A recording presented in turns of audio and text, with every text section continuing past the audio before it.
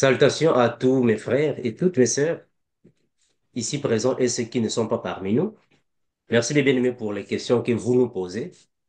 Nous allons pouvoir alors parler un peu sur les œuvres de la loi et les œuvres de la foi, parce qu'il y a beaucoup de frères et sœurs qui font des confusions par rapport à ces deux sujets, les œuvres de la loi et les œuvres de la foi.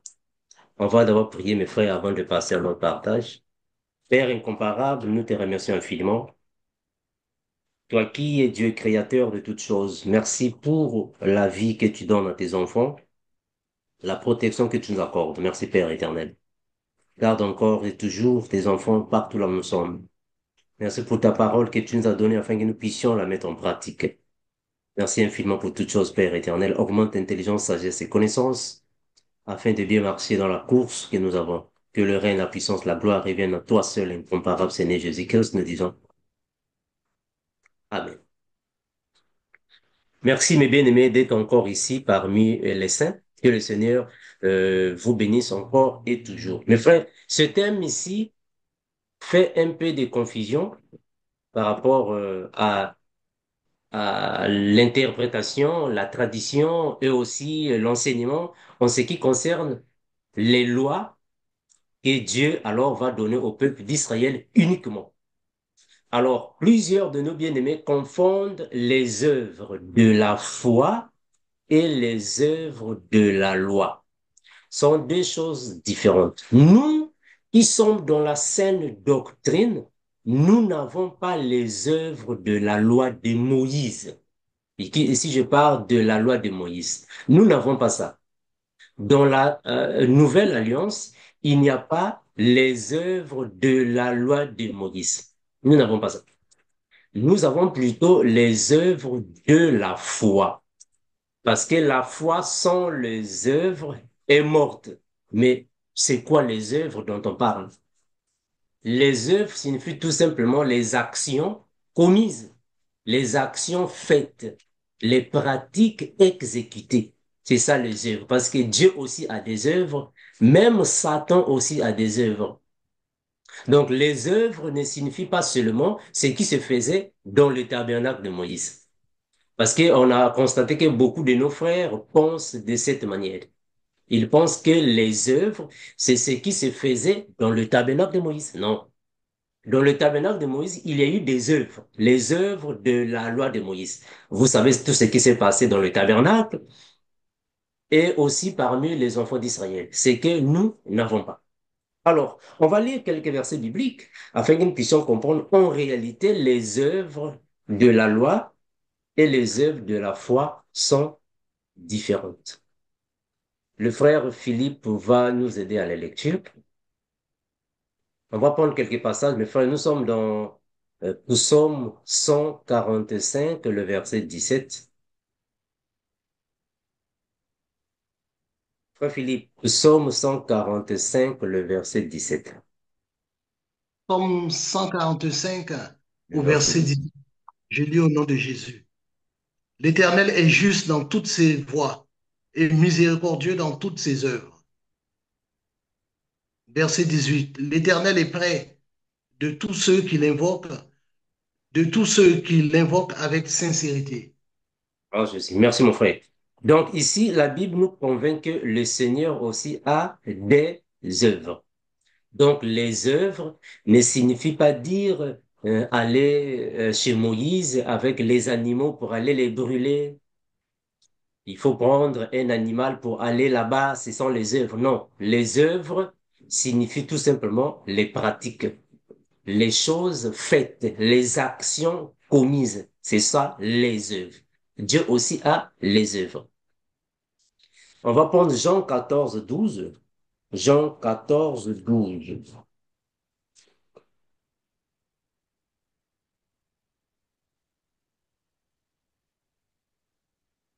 Jean 14 au verset 12. Il est écrit, en vérité, je vous le dis, celui qui croit en moi fera aussi les œuvres que je fais, et il en fera de plus grandes, parce que Voilà. je m'en vais. Mhm. Parce que je m'en vais chez... Auprès? parce que je m'en vais au Père. Et Voilà, tout ce que je demanderai en mon nom, je le ferai afin que le Père soit glorifié dans le Fils. voilà, donc les œuvres aussi peuvent être traduites comme les actes. Ce sont les œuvres. C'est comme la Bible dit, les actes des apôtres. En réalité, ce sont les œuvres des apôtres. C'est la même chose. Donc, quand on parle des œuvres dans la Bible, cela ne signifie pas directement, vous voyez déjà Moïse. Non, hein? C'est pas ça. Parce que Satan aussi a des œuvres. Ça va, mes frères. Nous sommes dans 1 Jean 3:8. Qu'est-ce qu'on dit là-bas? 1 Jean 3:8 dit quoi? 1 Jean 3:8. 1 Jean 3 au verset 8, celui qui pêche est du diable, car le diable pêche dès le commencement. Le Fils de Dieu, Non, non, 1 Jean, frère. 1 Jean. C'est ça, non? Tu es là? 1 Jean, ça. oui, je suis Jean, OK. oui, Vas-y, mon frère. Mhm, au verset 8, mhm. celui qui pêche est du diable, car le diable pêche dès le commencement. Le Fils de Dieu apparu pour détruire les œuvres du diable. Ah, voilà. Donc, le diable aussi a des œuvres, les actes, les œuvres, les choses qu'il fait, les œuvres. Le diable aussi a des œuvres. Nous sommes dans Hébreux 6, le verset premier. Hébreux chapitre 6, le verset premier. Hébreu chapitre 6 au verset premier. C'est pourquoi, laissant les éléments de la parole de Christ, tendons à ce qui est parfait, sans poser de nouveau le fondement du renoncement aux œuvres mortes. Voilà, les œuvres mortes. Merci, frère Guy, pour la lecture. Mais bien, mais ici, on aimerait dire que les œuvres ne signifient pas seulement ce qui se faisait dans le tabernacle de Moïse. Parce qu'il y a beaucoup de nos frères qui font des partages bibliques avec nous, qui nous appellent. Il y a aussi des sœurs qui nous appellent, qui disent que non, mes frères, mais nous n'avons plus les œuvres. La loi, la foi n'a plus des œuvres. On a compris que ce sont les enseignements qu'on vous donne qui manquent de précision, d'exactitude. Parce que quand on parle des œuvres dans la Bible, on ne fait pas seulement allusion à ce que Moïse faisait ou Moïse a recommandé aux enfants d'Israël de faire. Donc, il y a les œuvres de la loi de Moïse et les œuvres de la foi en Christ. Dieu aussi a des œuvres. Satan aussi a des œuvres. La chair a des œuvres. L'esprit a des œuvres. Donc, les œuvres signifient tout simplement les actes. En d'autres termes, quand la Bible dit les actes des apôtres, cela signifie également les œuvres des apôtres. Ça ne change pas, c'est la même chose. Alors, il ne faut pas confondre notre alliance et l'alliance de Dieu avec le peuple d'Israël. Dans l'alliance de Dieu avec le peuple d'Israël, il y avait les œuvres de la loi de Moïse. C'est-à-dire, il fallait obéir à ce que Moïse a dit. Il fallait mettre en pratique tout ce que Dieu a recommandé par Moïse. Et les œuvres de l'ancienne alliance étaient des œuvres physiquement praticables. Ce qui est différent avec nous dans la saine doctrine, les œuvres sont spirituelles dans la loi et d'une manière de la doctrine. À ne pas confondre, mes frères. Parce que une foi sans les œuvres est morte. Je répète ça. Parce qu'il y a beaucoup de frères qui nous posent les mêmes questions sans pourtant connaître réellement l'exacte définition. Quand les frères écoutent, non, la foi sans les œuvres est morte, ils pensent déjà que non, mais c'est dans Moïse qu'il y avait des œuvres. Non. Une foi sans les œuvres est morte. Mais de quelle foi qu'on parle? Ou de quelles œuvres? On parle des œuvres de la foi. Faut pas confondre ça, mes frères. Les œuvres de la foi et les œuvres de Moïse. Mais donc, quelles sont-elles? Les œuvres de la loi, c'est tout ce qui était pratiqué dans le temple ou parmi les enfants d'Israël que Dieu a recommandé par Moïse, tel que si vous avez dans votre famille une sorcière ou une magicienne, parce que sorcière, magicienne, cela va dépendre des traditions des Bibles, il faut la tuer. Si vous voyez, si vous prenez, si vous attrapez en flagrant délit d'adultère un couple, il faut les lapider.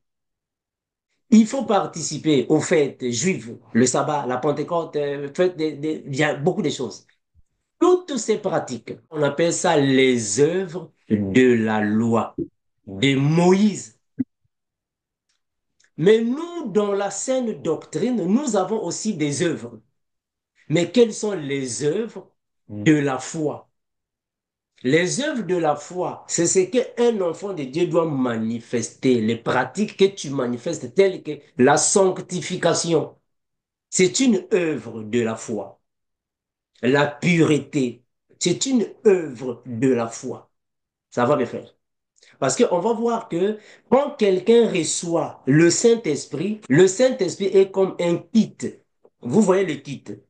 Quand tu achètes un kit, le kit vient à toi avec tous les éléments. Donc, quand quelqu'un reçoit le Saint-Esprit, automatiquement, tu reçois l'amour, la paix, la patience. Tu reçois ça. Ça, ce sont les œuvres que tu dois pratiquer.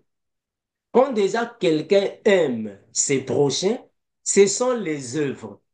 Ça va. L'amour est une œuvre du Saint-Esprit. La patience est une œuvre du Saint-Esprit. La sanctification est une œuvre du Saint-Esprit. Ça, ce sont les œuvres de la foi. Vous voyez ça? C'est comme aujourd'hui, je vais dire, bon, aujourd'hui c'est dimanche. Aujourd'hui c'est dimanche. Il y a plusieurs personnes qui sont parties dans les boîtes de nuit. Mais pourquoi nous sommes ici? Il y a plusieurs personnes qui sont en train de fumer la cigarette. Mais pourquoi nous sommes ici? Plusieurs personnes sont parties faire la magie, la sorcellerie. Mais nous, pourquoi nous sommes ici? Plusieurs personnes sont parties dans les ambiances avec leurs femmes, aller draguer les femmes. Mais pourquoi nous sommes ici? Mais parce que l'obéissance que nous avons auprès du Seigneur, c'est une œuvre de la foi. Mes frères, vous comprenez les œuvres de la foi, qui est différent avec les œuvres de la loi. La crainte de Dieu est une œuvre. L'obéissance est une œuvre. Quand tu viens à Christ et tu te donnes entièrement, c'est une œuvre de la foi. Parce que la Bible dit que la foi vient de ce qu'on entend et tout ce qu'on entend vient de la parole de Dieu. Donc quand quelqu'un écoute la parole de Dieu et met en pratique ce qu'il écoute, il est en train de pratiquer les œuvres de la foi. Ça va, mes bien-aimés. Donc, à ne pas confondre avec les œuvres de la loi et les œuvres de la foi. Des choses différentes. Alors, toute personne qui a la foi en Christ doit obligatoirement avoir les œuvres. Parce que la foi sans les œuvres, mais elle est morte. Non, ça n'a pas de sens.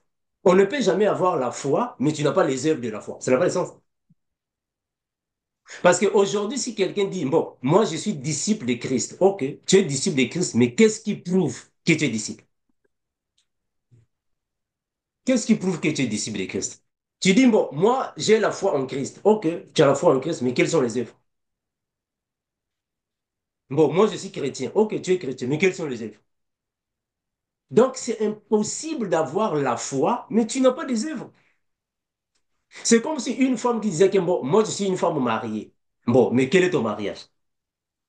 Est-ce qu'une femme peut être mariée, mais n'a pas de mariage?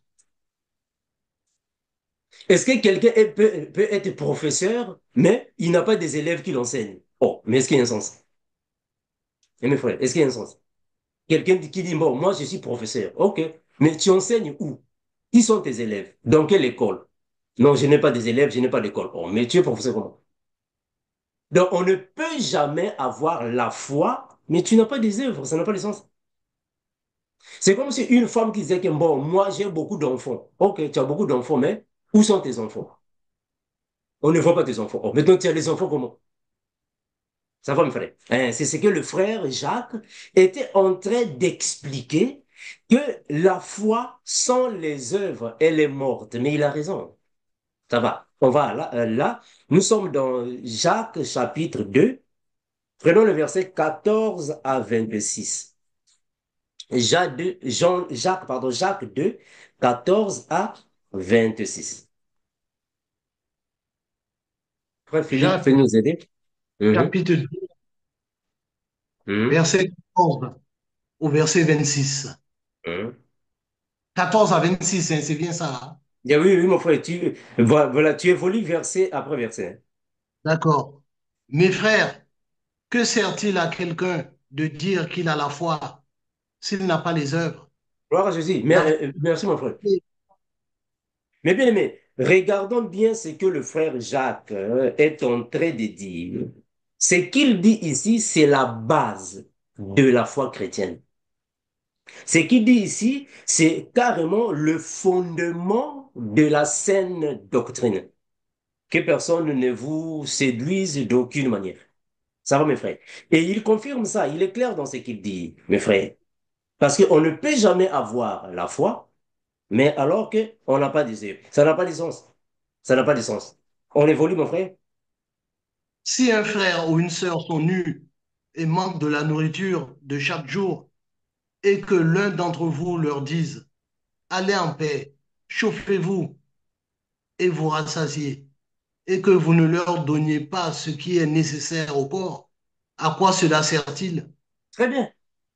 Vous comprenez ce qu'il dit, le frère. C'est ce que j'étais en train de dire. Personne ne peut dire comme moi, je suis professeur, mais tu n'as pas d'élèves, tu n'as pas d'école. Oh, mais tu es professeur comment? Alors ici, le frère Jacques est en train de dire que moi, on ne peut jamais dire à un couple, bon, partez vous chauffer, mais après, il y aura quoi? Ils n'ont rien à manger. Mais qu'est-ce que vous faites?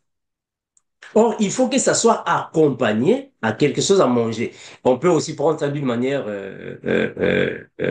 spirituelle, hein. On peut aussi voir ça dans la doctrine, dans la révélation. Il n'y a pas de souci. Donc, il n'y a pas de sens. Il faut que toutes les choses soient accompagnées. Alors, aujourd'hui, un homme ne peut jamais se dire, moi, je vais me marier, je vais prendre une femme en mariage. OK, mais est-ce que tu as une maison? Est-ce que tu as la nourriture? Oh, mais comment est-ce que tu vas prendre une femme, mais tu n'as pas de maison? Comment est-ce que tu vas prendre une femme, mais tu n'as pas de nourriture, tu n'as pas d'argent? Vous allez vivre comment? Donc, avant de prendre une femme, il faut obligatoirement avoir une maison, de l'argent, la nourriture, afin que vous puissiez vivre ensemble et accompagner avec les choses nécessaires. C'est la même chose avec la foi. Personne ne peut avoir la foi, mais tu n'as pas l'amour du prochain. Oh, tu n'as pas la sanctification, tu n'as pas la pureté, tu n'as pas la crainte de Dieu, tu n'as pas l'intelligence, tu n'as pas la sagesse, tu n'as pas la patience, mais ça n'a pas de sens. Est-ce que vous voyez ça? C'est ce que le frère Jacques est tenté d'expliquer, que personne ne peut avoir la foi, mais il n'a pas des œuvres. Hmm? On continue, mon frère. Il en est ainsi de la foi. Si elle n'a pas les œuvres, elle est morte en elle-même. Voilà. Mhm. Vas-y. Mais quelqu'un dira, toi tu as la foi et moi j'ai les œuvres. Montre-moi ta foi sans les œuvres et Hmm? moi je te montrerai la foi par mes œuvres. Voilà. C'est ce que je disais, mes frères. Est-ce que vous voyez ça? Donc, si tu dis que bon, moi je suis disciple de Christ, ok, c'est bon, tu es disciple de Christ, mais qu'est-ce qui prouve que tu es disciple de Christ? Premièrement, on doit te voir par ton apparence. On va d'abord voir ton apparence. Bon, tu es un homme, mais tu as des boucles d'oreilles. Oh, ça ne colle pas.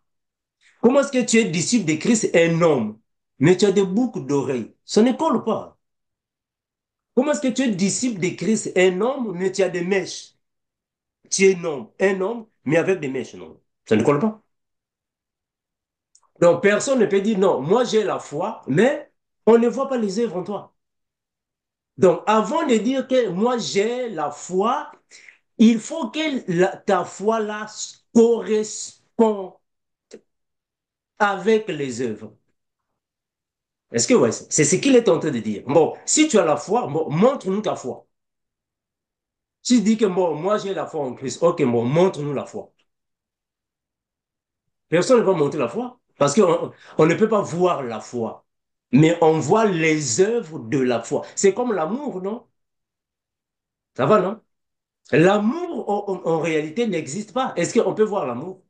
Non, on ne voit pas l'amour. Mais ce qui existe, ce sont les œuvres de l'amour. Donc, l'amour lui-même n'existe pas parce qu'on ne voit pas l'amour. Mais quand on voit les œuvres de l'amour, c'est là qu'on dit ah, réellement, l'amour existe.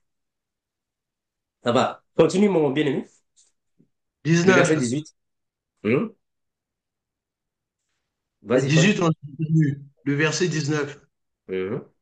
Tu crois qu'il y a un seul Dieu, tu fais bien. Les démons le croient aussi et ils tremblent. Voilà. Donc, le frère Jacques est tenté de dire, bon, tu crois que Dieu existe? Ok, c'est bon. Mais le diable aussi croit que Dieu existe. Mais dans quelle différence que, au fait qui est là? C'est ce que Jésus disait. Si toi qui es disciple, tu ne dis que bonjour à tes frères ou à tes sœurs, tu ne dis pas bonjour aux autres personnes que tu ne connais pas. Qu'est-ce que tu fais dès lors d'étrange? Les païens aussi font ça. Si aujourd'hui le frère Philippe m'appelle, frère Armando, bonjour, comment ça va? Je dis oui, mon frère, je vais bien. C'est à cause de ça que le frère Philippe dira que je suis chrétien. Non, les païens aussi font la même chose. Est-ce que vous voyez ça, frère? C'est ce qu'il est en train de dire ici. Si tu crois que Dieu existe, c'est la foi. Amen.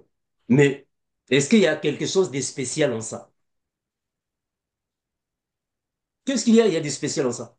Parce que même les démons aussi connaissent que Dieu existe. Donc tu dois montrer les œuvres. Il faut démontrer ça. C'est ça. Un enfant de Dieu doit démontrer les œuvres. Vas-y, mon frère. Veux-tu savoir, ô homme, vain, que la foi sans les œuvres est inutile? Abraham, notre père, ne fut-il pas justifié par les œuvres lorsqu'il Mhm. offrit son fils Isaac sur l'autel? Tu vois que la foi agissait avec ses œuvres et que par les œuvres de la foi fut rendue parfaite. Voilà, Jésus. Vous comprenez ce qu'il est en train de dire. Donc, Abraham, lui, en réalité, il a eu la foi. Ça, c'est vrai. Abraham a eu la foi. Gloire à Jésus. Mais Dieu ne veut pas dire, mon Abraham, toi, tu as une grande foi, sans pourtant que tu passes par une épreuve, une preuve qui va confirmer ta foi. Il a dit, Abraham, prends ton fils, va le voilà. Donc, Dieu doit voir ça.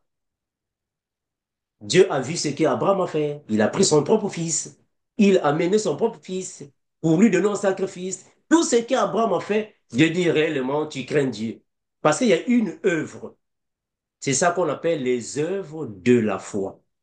Bon, maintenant, toi, tu es disciple de Christ, mais on ne voit pas tes œuvres. Comment est-ce que tu as la foi? Ça va, mes frères? Comment est-ce que tu as la foi? Donc, on comprend que cela n'a pas de sens. Continue, mon bien-aimé. Ainsi s'accomplit ce que dit l'Écriture. Abraham crut à Dieu et cela lui fut imputé à justice et il fut appelé ami de Dieu. Vous voyez que l'homme est justifié par les œuvres et non par la foi seulement. Voilà, très bien, il a bien dit. Seulement. Retenez le mot seulement. Très important. Donc, la foi sans les œuvres, elle est morte. Cette foi doit avoir les œuvres. Donc, Dieu ne nous justifie pas par la foi seulement. Le mot là, seulement, c'est très important, mes frères. Le mot seulement là, très important. Donc, le frère Jacques est en train de dire que ce n'est pas le fait d'avoir la foi et que tu es justifié. Non. Il faut que cette foi soit accompagnée des œuvres. Très important. Tu as la foi, il faut que cette foi soit accompagnée des œuvres. C'est là que tu es justifié. Si tu as seulement la foi, tu ne fais rien. Parce que dans la foi, on dit quoi? Si tu as la foi, tu dis non, je crois que Dieu existe. C'est bon. Mais les démons aussi croient que Dieu existe. Moi, je crois que la sanctification est haut. Mais les démons aussi croient qu'il y a la sanctification. Vous croyez que Satan ne sait pas que le mot sanctification existe? Satan connaît que la sanctification existe.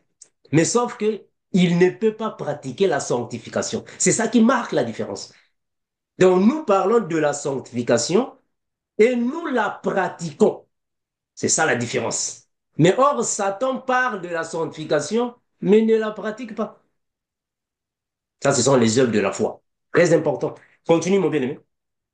Rahab, la prostituée, ne fut-elle pas également justifiée par les œuvres Voilà. lorsqu'elle reçut les messagers et qu'elle les fit partir par un autre chemin?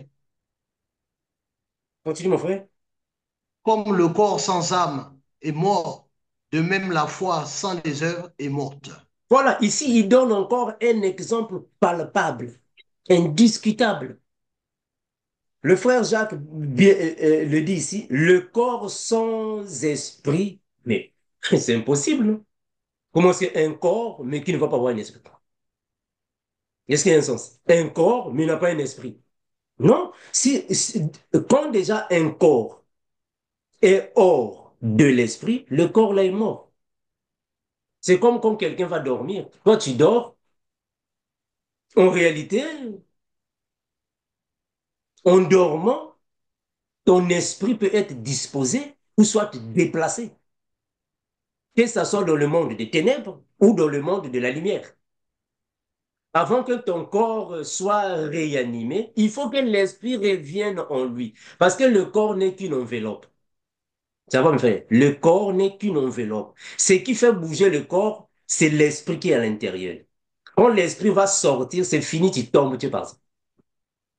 C'est comme la foi. Bon, tu as la foi, mais tu n'as pas des œuvres. Bon, ça n'a pas de sens. Donc, cette foi est morte. Ça va, mes bien-aimés. Nous sommes dans Tite, chapitre 2, le verset 11 à 14.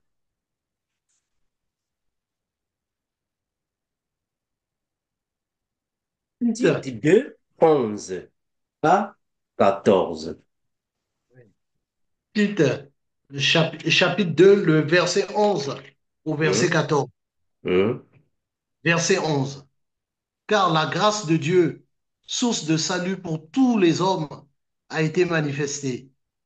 Elle nous enseigne à renoncer à l'impiété et aux convoitises mondaines et à hum. vivre dans le siècle présent selon la sagesse, la justice et la piété, en entendant la bienheureuse espérance et la manifestation de la gloire du grand Dieu et de notre Sauveur Jésus-Christ, qui s'est donné lui-même pour nous afin de nous racheter de toute iniquité et de se faire un peuple qui lui appartienne, purifié par lui et zélé pour les bonnes œuvres. Gloire à Jésus. Merci, mon bien-aimé. Mes frères, ici, je vais vous amener à la compréhension du frère Paul, parce qu'il faut comprendre que ce n'est pas Tite qui a écrit, hein. Tite n'a pas écrit cette lettre.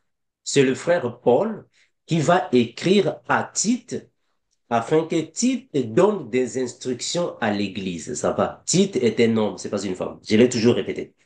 Donc, il faut comprendre qu'ici, il y a des bonnes œuvres que nous devons pratiquer. Or, la chair aussi a des œuvres. Les œuvres de la chair, c'est tout ce qui est péché. La convoitise est une œuvre de la chair. La prostitution, œuvre de la chair. La fornication, œuvre de la chair. Donc la chair aussi a des œuvres. Mais quand nous parlons des œuvres de la loi de Moïse, on fait allusion aux pratiques judaïques que le peuple d'Israël continue de pratiquer jusqu'aujourd'hui. Mais nous, dans la foi chrétienne, nous avons des œuvres données par le Saint-Esprit. Parce que quand une personne reçoit le Saint-Esprit, automatiquement, il contient les œuvres de l'Esprit. Parce que le Saint-Esprit, quand il vient en toi, il ne vient pas seul, vide. Non, le Saint-Esprit est comme un kit que tu reçois. Quand tu prends le kit, dans le kit, il y a plusieurs éléments. Il va te donner ces éléments-là. Et tu commences à les pratiquer. Nous sommes dans la Bible, mes frères, afin que nous puissions comprendre quelles sont les œuvres que nous pouvons pratiquer qui viennent avec le Saint-Esprit. La Bible va dire ainsi. Frère Philippe, nous sommes toujours dans les lettres du frère Paul. Nous sommes dans Galates, prenons Galates chapitre 20. Galates chapitre, voilà. Non, commençons à partir du verset 22, c'est mis encore. Galates 22 à 24. Galates chapitre 22. Non, pardon. Galates chapitre 5, mes excuses. Galates chapitre 5. Prenons le verset 22 à 24. Voilà. Galates chapitre 5, versets Hum, 22 à 24. voilà. Le fruit de l'esprit, c'est l'amour, la joie, la paix, la patience, la bonté, la bénignité, la fidélité, la douceur, la tempérance. La loi n'est Vas-y. pas contre une chose. C'est qui?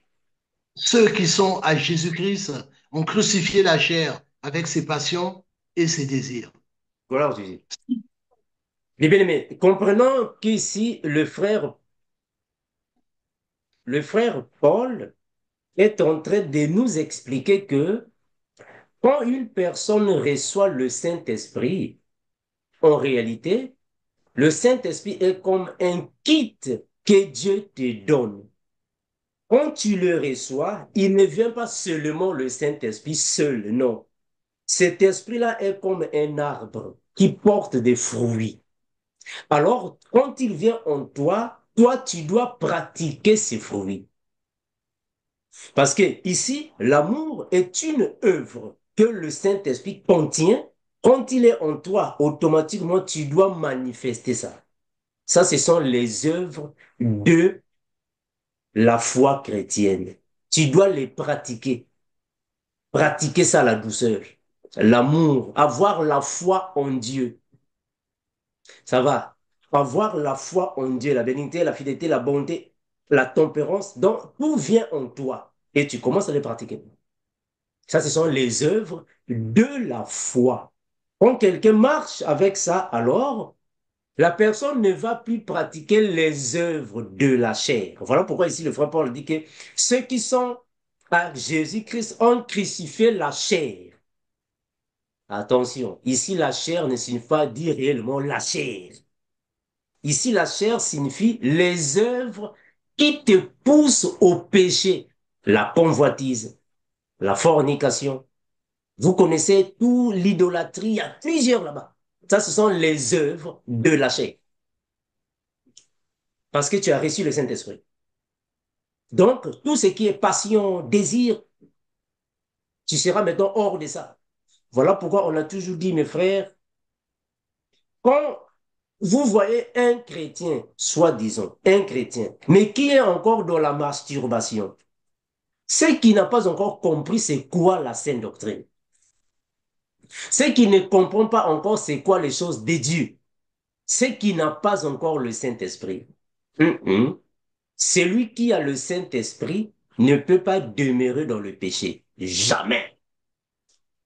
Celui qui a le Saint-Esprit, dès qu'il trébuche, dès qu'il tombe, mes frères, 2 secondes, c'est trop. Le Saint-Esprit là va parler. Il va parler. Si réellement le Saint-Esprit est en toi, dès que tu fais quelque chose de mauvais, il va parler. Là, carrément, tu vas revenir en toi et marcher dans la droiture parce que tu as le Saint-Esprit. Parce que toi, moi, nous sommes l'habitation de Dieu en esprit. Il habite en nous. Donc, quand tu tombes, tu trébuches, tu fais quelque chose de mauvais, puisqu'il est en toi, il saura ce que tu as fait et il va te reprocher. Ça va, il te reproche. Donc, nous avons les œuvres de la foi. Voilà pourquoi le frère Paul va dire dans les versets suivants, frère Guy, nous sommes dans le verset 25 et 26, toujours dans Galates 5. Verset 25. Si Mhm. nous vivons par l'esprit, marchons aussi selon l'esprit. Voilà. Ne cherchons pas une vaine gloire en nous provoquant les uns les autres, en nous portant envie les uns aux autres. Alors je dis, si nous vivons par l'esprit, marchons aussi selon l'esprit. Très important. Si le Saint-Esprit est en toi, donc il faut faire les choses qui vont plaire au Saint-Esprit. Si réellement nous sommes l'habitation de Dieu en esprit, donc il faut vivre d'une manière digne des enfants de Dieu. Donc c'est ça les œuvres de la foi. Donc la foi a des œuvres. À ne pas confondre avec les œuvres de la loi de Moïse. Nous sommes dans Romains chapitre 3, le verset 20. Romains 3, 20. Romains chapitre 3 au verset 20. 20.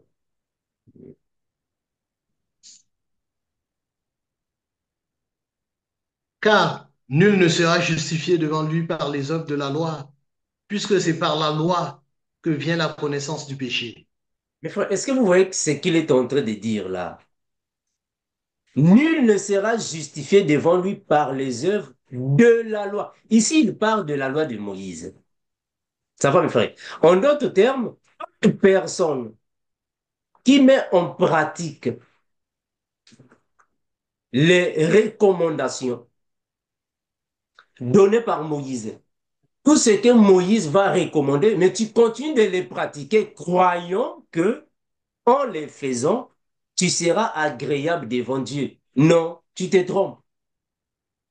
Tu te trompes. Dieu ne va pas te justifier parce que tu es parti dans le temple d'Israël pour participer à la Pâque, comme on fait aujourd'hui dans plusieurs églises. Et nous sommes partis en Israël. Hein, c'est le jour de la Pâque, nous sommes partis en Israël. Non, ce n'est pas parce que tu vas en Israël à la Pâque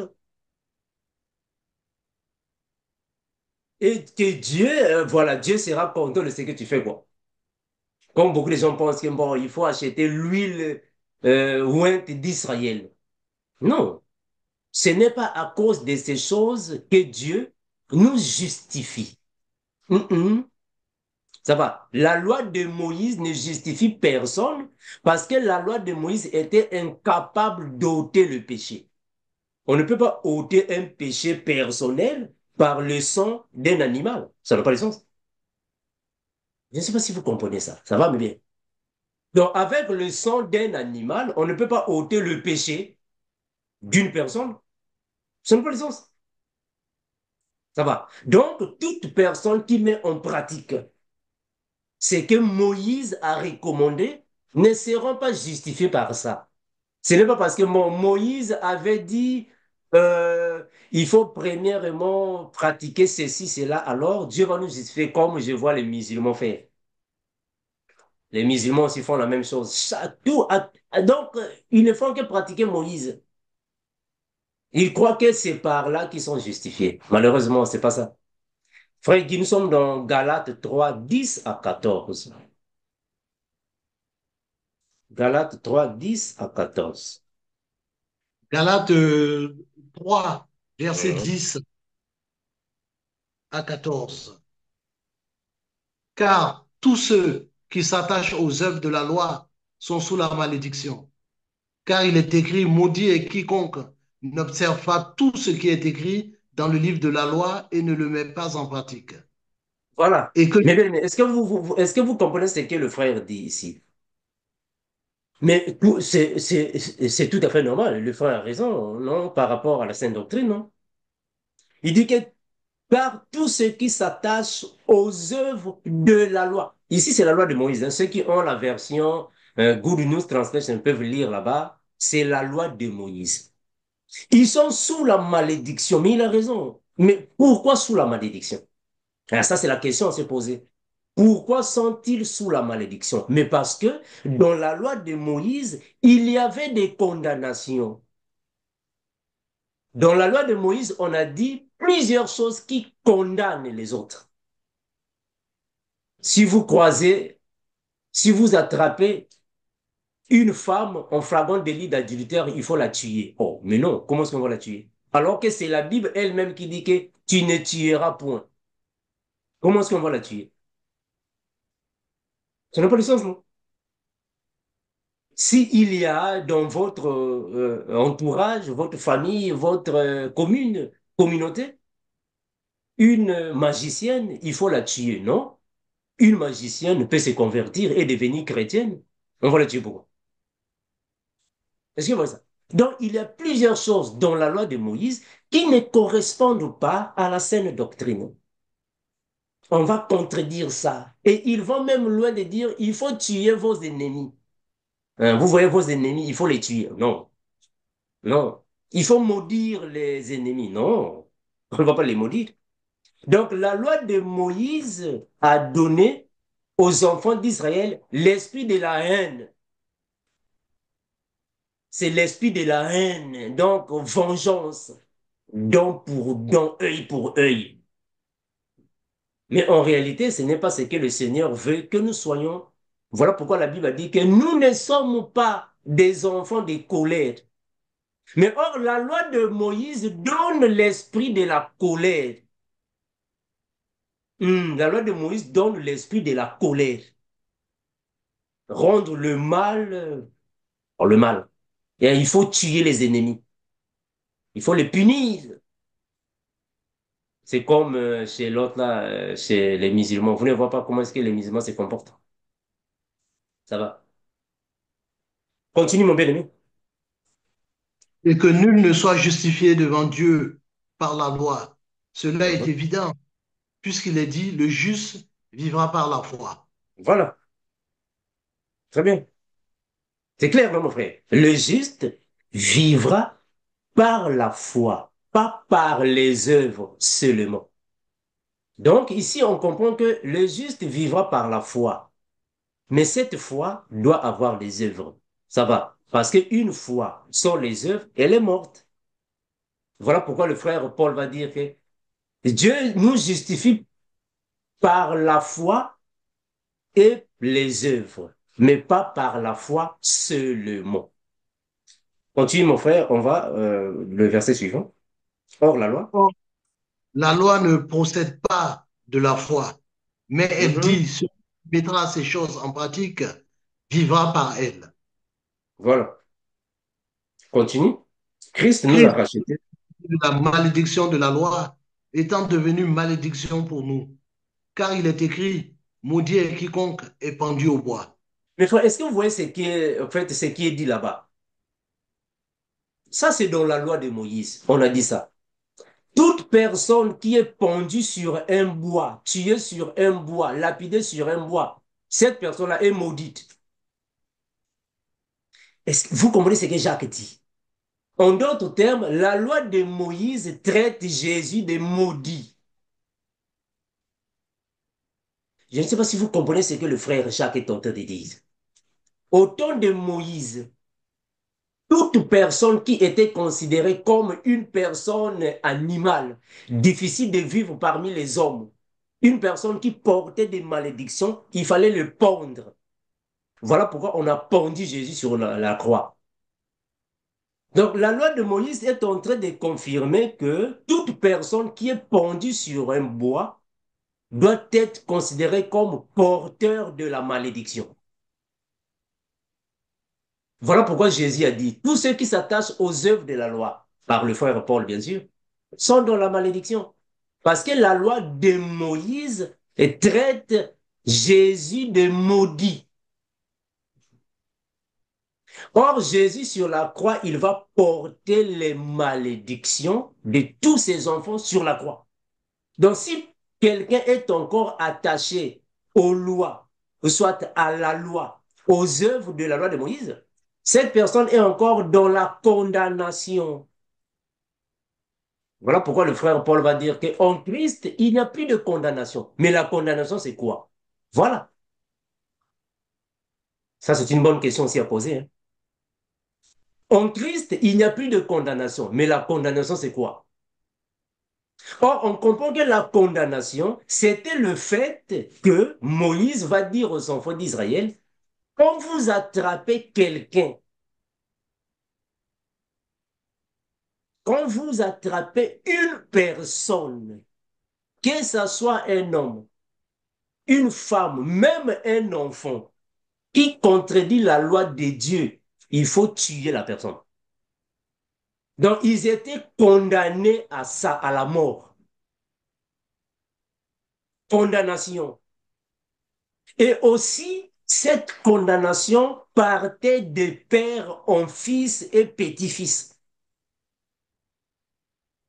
Ça va, mes frères? Donc, ça partait de génération en génération. Donc, au temps de Moïse, c'était carrément œil pour œil. Donc, si ta maman était une femme maudite, ce qui veut dire que tous les enfants que cette maman aura seront des maudits. Mais on va comprendre que bien après, le Seigneur va changer ça. Il va dire non, la personne qui va tomber dans le péché, c'est elle qui va porter son péché. Mais sauf qu'il fallait attendre que Christ vienne pour accomplir ça. En d'autres termes, nous ne sommes pas coupables des péchés de nos parents, non? Jésus a effacé ça. Donc, si mon père était sorcier, je ne suis pas obligé d'être considéré sorcier comme mon père. Non, Jésus a effacé ça. Donc, si une femme était prostituée dans la prostitution là-bas, on ne peut pas appeler ses enfants les enfants de la prostituée. Non. Quand ils viennent à Christ, Christ enlève ça. Mais ceux qui n'ont pas Christ, ils continuent avec la malédiction. Voilà pourquoi aujourd'hui, il y a même beaucoup de gens qui nous parlent des liens de famille. Oh non, nous avons des liens de famille. Non, en Christ, il efface ça. En Christ, il n'y a pas moyen. Il va effacer ça. Ça va bien aimé. Dans la saine doctrine, Christ va nous détacher de tous les liens qui font partie de nos familles. Voilà pourquoi il va dire dans Jean 1, 12 à 14, à tous ceux qui l'ont reçu, qui ont cru en son nom, il leur a donné le pouvoir de devenir. Voilà, quand tu deviens, en d'autres termes, tu es devenu une nouvelle créature. Donc, il y a eu une régénération. Si quelqu'un est en Christ, les choses anciennes sont passées. Donc, on ne peut pas me culpabiliser parce que mon père était sorcier. Non, c'est passé, c'est pas, ce n'est plus avec moi. Est-ce que vous voyez ça? Voilà. C'est ce que le frère Paul est en train de dire. Ceux qui s'attachent à la loi, aux œuvres de la loi, sont maudits. Il y a encore la condamnation dans leur vie. Voilà pourquoi Israël n'a pas la même considération dans le sens du salut avec les nations. Quand l'épouse va monter, Israël va rester. Et Israël va rester. Parce que Israël n'a pas le salut. Il va rester. Il faut qu'il reçoive l'évangile éternel. C'est-à-dire que l'évangile de Christ, ils doivent recevoir ça. C'est alors qu'ils seront rachetés. Mais pour l'instant, Israël n'a pas le salut. Pourquoi? Mais parce qu'ils sont encore attachés aux œuvres de la loi. Ils sont maudits. Ça va me faire. Israël est maudit. Ils sont dans la condamnation. Il faut qu'ils acceptent le Saint-Esprit. C'est alors qu'ils ne seront plus dans la malédiction. Ça va, mes frères? Très important les choses que nous disons. Frère Philippe, on avance. On va évoluer. Verset 14. Afin que la bénédiction d'Abraham eût pour les païens son accomplissement en Jésus-Christ et Voilà. que nous reçussions par la foi l'Esprit qui avait été promis. Très bien. Donc, ce que Abraham va faire là-bas, c'est Christ qui doit les accomplir. Bon, maintenant, vous n'avez pas Christ. Et vous n'avez pas Christ. Et donc, il n'y a pas moyen que vous soyez sauvés sans passer par Christ. Il n'y a pas moyen que vous puissiez avoir le salut sans Christ. Ça n'existe pas. Le salut sans Christ est impossible. Impossible, ça n'existe pas. Parce que le salut, en réalité, c'est Christ en personne. C'est lui qui est le salut. Quand tu reçois Christ, donc tu as reçu le salut. Celui qui n'a pas Christ n'a pas le salut. Il n'a pas le salut. Mes frères, nous sommes dans Galates 2,16. Galates chapitre 2, le verset 16. Galates chapitre 2, verset 16. Néanmoins, sachant que ce n'est pas par les œuvres de la loi que l'homme est justifié, mais Mhm. par la foi en Jésus-Christ, nous aussi, nous avons cru en Jésus-Christ afin d'être justifiés par la foi en Christ et non par les œuvres de la loi, Gloire à parce Jésus. que nul chair ne sera Mhm. justifié par les œuvres de la loi. Gloire à Jésus. Mes frères, est-ce que vous comprenez ce que le frère est en train de dire là-bas? Très important. On va relire ça. Frère Philippe, est-ce que tu peux relire ça, mon bien-aimé? Vas-y. Oui. Néanmoins, sachant que ce n'est pas par les œuvres de la loi que l'homme est justifié, mais Mhm. par la foi en Jésus-Christ. Nous aussi, nous avons cru en Jésus-Christ afin d'être justifiés par la foi en Christ et non par les œuvres de la loi, parce que nulle chair ne sera justifiée par les œuvres de la loi. Gloire à Jésus. Mes frères, si quelqu'un n'a pas Christ, ne peut pas être justifié. Or, être justifié signifie que quelqu'un était dans le monde, dans le péché, et quand la personne vient à Christ, il est purifié. Être justifié signifie être purifié. Or, on ne peut que te purifier avec le sang de Christ qui est la parole. Bon, maintenant, toi, tu refuses la parole. Comment est-ce que tu seras justifié? Or, quand on est justifié, ce qui veut dire qu'on nous a enlevé les œuvres de la chair. Nous sommes nés de nouveau et nous sommes devenus de nouvelles créatures. Nous ne sommes plus dans les choses du monde, mais nous sommes maintenant en train de marcher selon l'esprit. C'est là que tu es justifié. Donc, toute personne qui pratique encore Moïse n'est pas justifiée. Il faut pratiquer Christ pour que tu sois alors justifié. Donc, il y a une différence, mes bien-aimés, entre les œuvres de la loi de Moïse et les œuvres de la foi. Différence, c'est pas la même chose. Or, nous sommes obligés de pratiquer les œuvres de la foi. Éphésiens chapitre 2, le verset 10.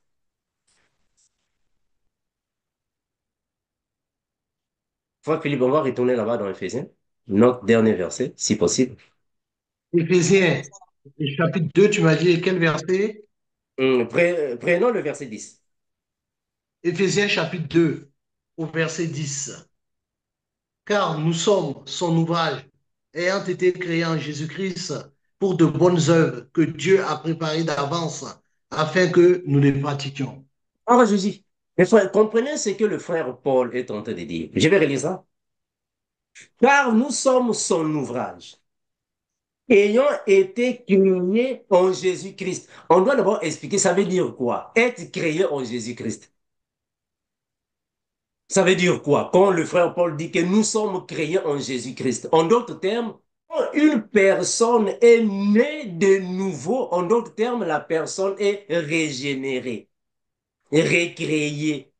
Donc, en esprit, nous avons été créés. En esprit. Hein, c'est pas pour tout le monde.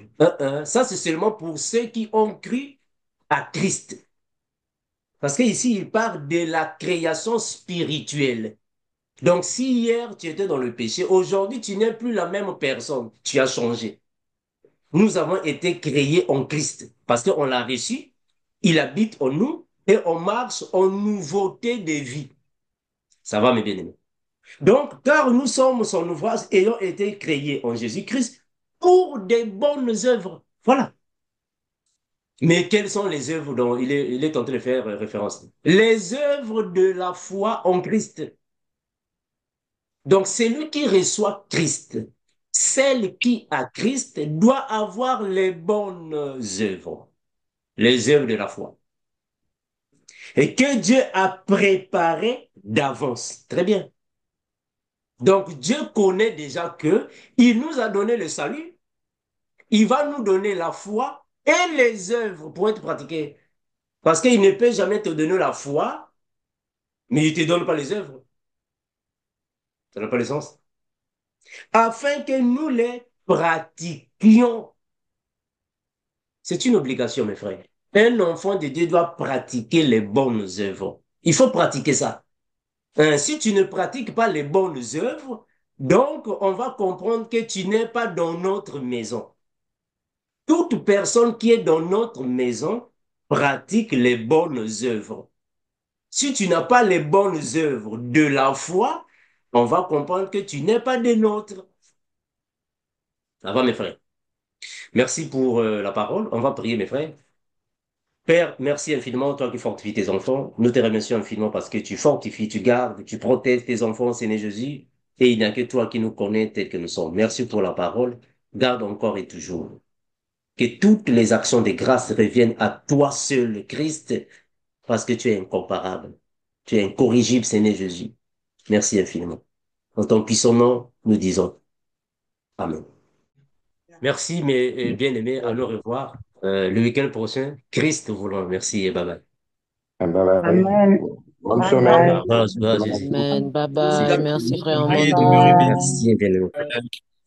Bye bye, frère Guy. Bye bye, tout le monde. Bye bye, merci. Ciao. Bye bye. Bonne nuit. Bonne nuit. Merci. Merci, frère. Bonne nuit également. Bien des choses pour vous. Bien des choses. Bye bye. Dieu bénit. Frère Amando, Salut, mon bien-aimé. Comment ça va, Fabien? Frère oui, Willy. ça va. Oui. Une, Mhm. euh, quelques minutes, s'il vous plaît, si ça ne vous dérange pas. Non, il n'y a pas de souci. Ok, c'est